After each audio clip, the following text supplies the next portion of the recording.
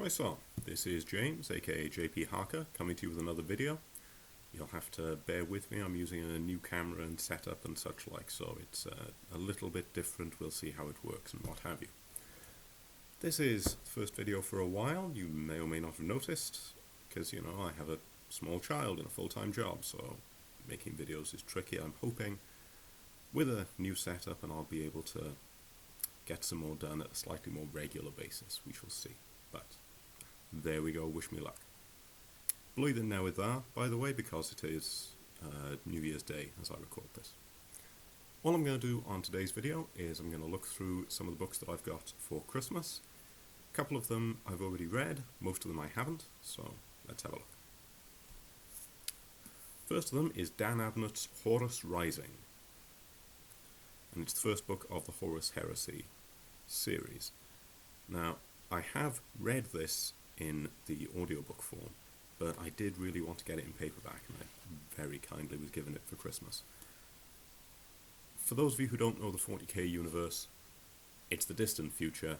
There are elite super soldiers called Adeptus Astartes.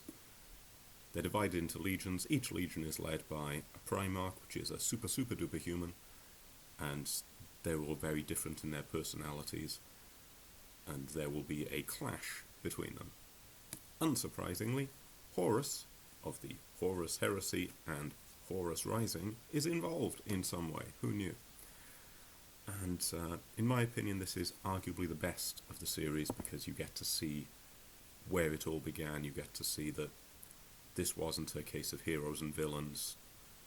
There was a complexity to it. The people involved were worthy in their own way, and so on and so forth. So looking forward to reading that in paperback.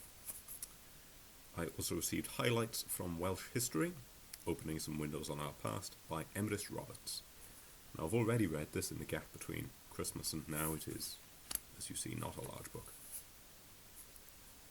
Interesting, but flawed, because there are lots of sort of little facts where you think, oh, that's nice, that's nice. But even though I'm quite a proud Welshman myself, it was very biased. It was very, we are the best, and here's why.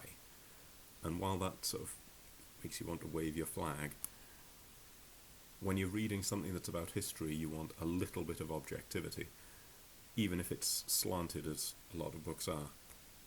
This was very obviously slanted, and very obviously glossing over anything bad, and only looking at the good. So, mixed review for that. Also have the man everyone's heard of, which is Owain Glyndŵr, the story of the last Prince of Wales by Terry Breverton. I'd asked for some of these because I know a bit about Glyndŵr's revolt. I know a little of it because most people do, but I'd really like to have a better understanding of it rather than this is sort of what happened and we don't really know where he went at the end. So yes, I asked for this. I look forward to reading this. It's neither a short nor a long book, so we shall see how it goes, but Owain Glyndŵr. I've put these in the wrong order, I've just realised, because I wanted to show this one next, which is The Welsh Wars of Independence by David Moore, with the exact same cover portrait of Owain Glyndŵr. And this is an example of my family hearing, he's interested in this, and everyone buying more or less the same thing. I am definitely going to read them both. Different historians pick up different things or gloss over different things, so yes, they're going to be much of a muchness, but I fully expect to see some stuff in here that isn't in here, some stuff in here that isn't in here, so yes, I look forward to that. I also have, interestingly, the AngloSaxon Chronicles by Alfred the Great, a translation, obviously.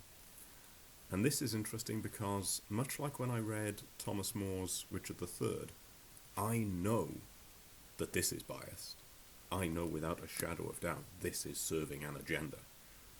But unlike some other books, there's no real pretense that it isn't, at least not anymore. We know that this is the Saxons making themselves look good and making everyone else look bad. But it's interesting to see the ways of the enemy. And it's interesting to know where some of the sources came from, because a lot of the sources for what has become known as the Dark Ages, which is post-Roman Britain before the Normans arrived, that little gap. A lot of the sources for that come from things like the AngloSaxon Chronicle, because the Vikings weren't writing anything down. So most of what we know about the Viking invasions, it comes from things like this, because these are the written sources. It doesn't look like it's going to be thrilling in terms of how it would absorb you, because I don't know if you can see that with the light, but it is AD 1026, the year Bishop Ethelric went to Rome.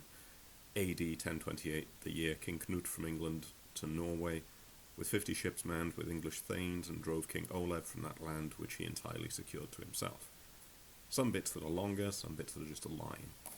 But it'll be interesting. I'd like to take a look at it. The last of these books, from my beloved wife, War and Society in Medieval Wales, 633 to 1283. Welsh Military Institutions by Sean Davis. Now, this was very clever of my wife, because she knew everyone's sort of go-to for Welsh history is Owain Glyndŵr. But he's operating in the early 15th century, which is fine, but I had said before that it was the earlier medieval Welsh history that I'd like to get a bit more of a grasp on.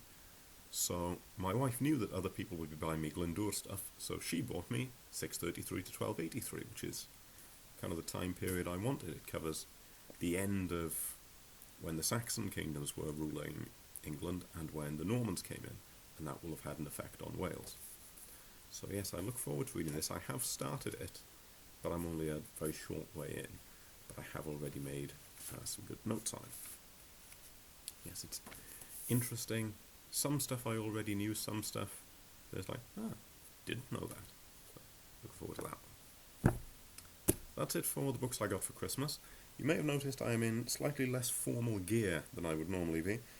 I am in another gift I had for Christmas from my in-laws, which is the White Tree of Gondor, surmounted by the 7 stars of Númenor, and of course joined by my own little insignia. And I rather like this, so I may wear this in some other videos, because it's a hoodie which doesn't scream class, but it's the Tree of Gondor, which does scream class. Swings, roundabouts, all of that. And it goes nicely with my Ring of Barahir, which you may or may not have seen me wearing before. But yes, that's a variety of rather nice Christmas gifts, I thought, and a lot of reading to be getting on with.